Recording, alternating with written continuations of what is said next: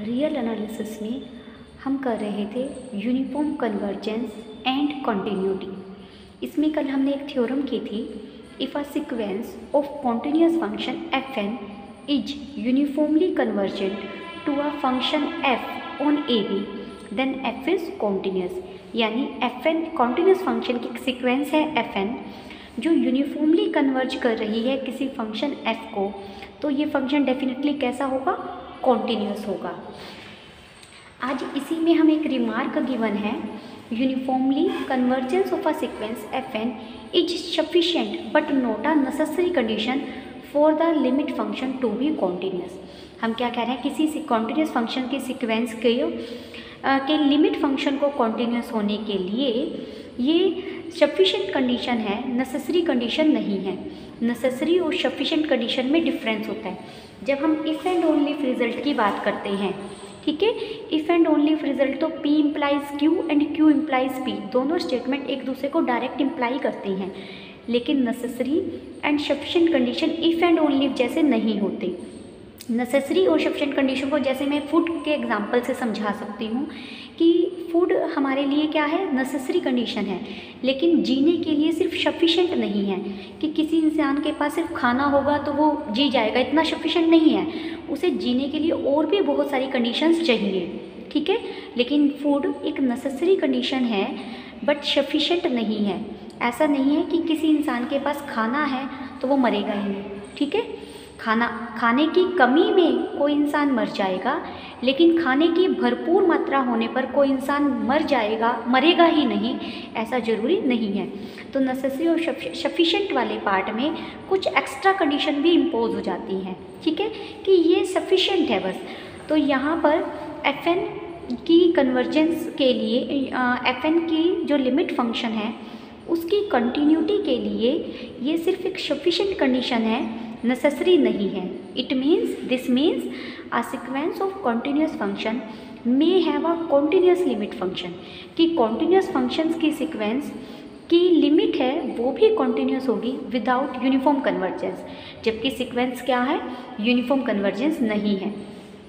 That is if a sequence of continuous function has a limit function discontinuous. हमने इसका contrapositive बना लिया कि अगर भी कोई कॉन्टिन्यूस फंक्शंस की सीक्वेंस है लेकिन वो किसी डिसकॉन्टिन्यूस फंक्शन को कन्वर्ज कर रही है तो कन्वर्जेंस कभी भी यूनिफॉर्मली नहीं हो सकता।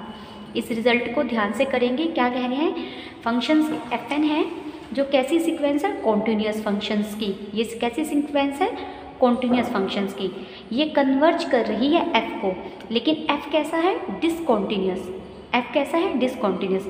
अगर कॉन्टिन्यूस फंक्शन की सीक्वेंस किसी डिसकॉन्टिन्यूस फंक्शन को कन्वर्ज कर रही है तो ये कन्वर्जेंस कभी भी यूनिफॉर्म कन्वर्जेंस नहीं होगा, यूसी नहीं होगा।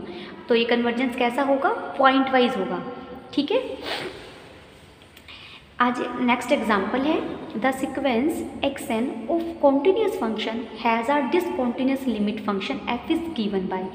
हमें एक फंक्शन दिया एक्स एन जो एफ एक्स यानी जीरो, ये एग्जाम्पल मैंने आपको करवाया था। अगर हम एक्स को कुछ भी लेंगे 0 और 1 के बीच में, इवन 0 लेंगे तो ये सीक्वेंस 0 0 0 0 फंक्शंस की बन जाएगी, तो ये 0 को कन्वर्ज करेगी। और 0 और 1 के बीच में आप कुछ भी लेंगे, जैसे मान लीजिए मैंने 1/2 ले लिया, 1/2 रेज़ टू पावर n चल रहा है, तो ये फंक्शन, ये सीक्वेंस भी किसको कन्वर्ज करेगी, 0 को।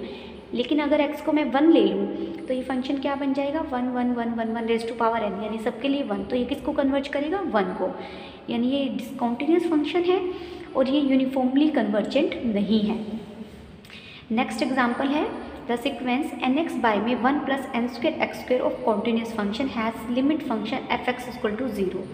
The limit function is continuous but the sequence is not uniformly convergent. हमने प्रूव किया था इस एग्जाम्पल को कि ये एग्जाम्पल यूनिफॉर्मली कन्वर्जेंट नहीं है।